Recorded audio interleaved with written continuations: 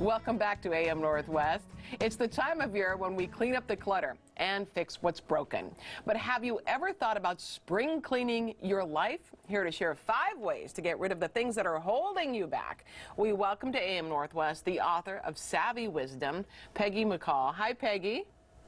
Hello there, Helen. How are you doing today? Good. So this is like taking the approach that we do to spring cleaning to our everyday life. One of the things you talk about is cleaning your routine. How do you clean your routine?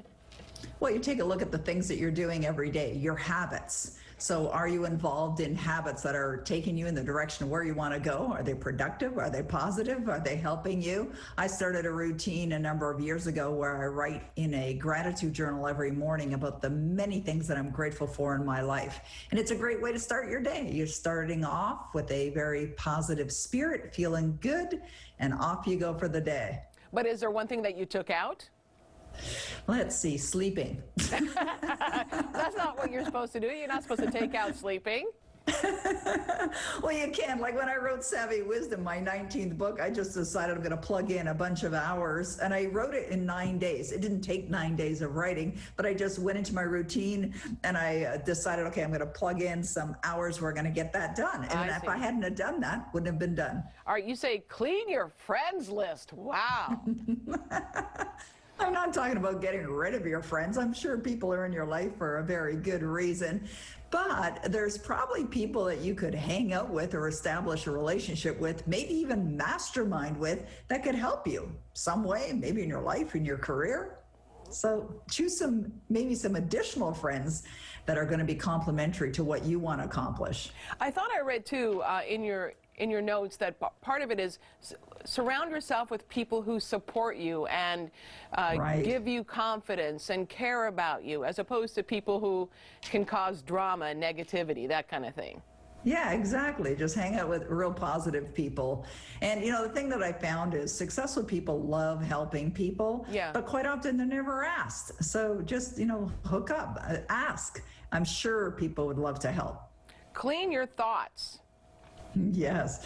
Apparently we think about 70,000 thoughts a day, and the majority of them for most people are negative. So be aware. You can create an awareness journal and write down anytime you think a negative thought, because your thoughts are creative and they're destructive. So just choose a more positive thought. The moment you notice that it's there, the negative thought's there, just choose a different thought. And very likely it's the opposite of the negative thought. Okay, again, give me an example of something that a thought that you've cleaned out of your mind. Here's a great example. When I had the thought to write Savvy Wisdom, which is a fiction book, very different from my other 18 books, the thought that I had in my mind was, I can't write fiction. And then I realized it, like, wait a minute, what if I believed I could?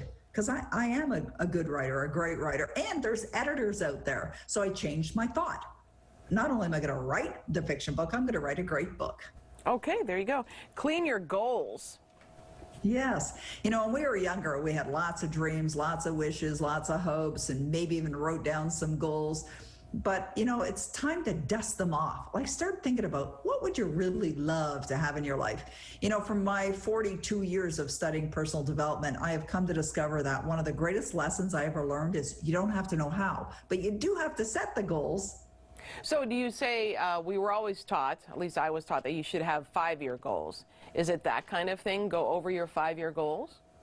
Yeah, you can set 5-year goals, set any goal, whether it could even be a goal for the month. I tend to set goals monthly. I set goals weekly as well, so I'm extremely goal-oriented. Oh, wow. Like, what kind of goals do you set weekly? Like, let's say I'm working on a new program or I'm launching something, I'll set a goal that I'm going to complete, all 7 modules of the program, in the next week. Or I'm going to attract 100 new clients to a new program and things like that. Wow, mine are so much simpler. It's clean the bathroom. That's my weekly goal.